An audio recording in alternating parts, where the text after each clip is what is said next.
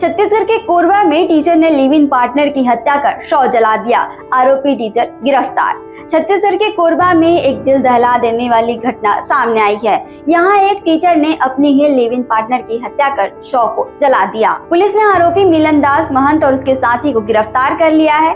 3 मार्च को एक ग्रामीण ने पुलिस को सूचना दी कि उसने जंगल में एक महिला की अधजली लाश देखी है। पुलिस जब जांच शुरू की तो एक युवक अशोक अपनी बहन शशिकला की गुमशुदगी की रिपोर्ट दर्ज कराने पहुंचा।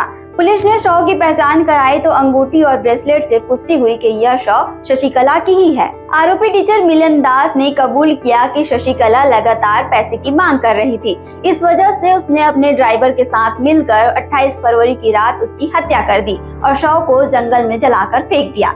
समाज से बहिष्कार के कारण भाई ने शव को गांव ले जाने से इनकार कर दिया, जिसके चलते शव का अंतिम संस्कार वहीं किया गया। डेली अपडेट्स के लिए आप देखते रहें वम छत्तीसगढ़।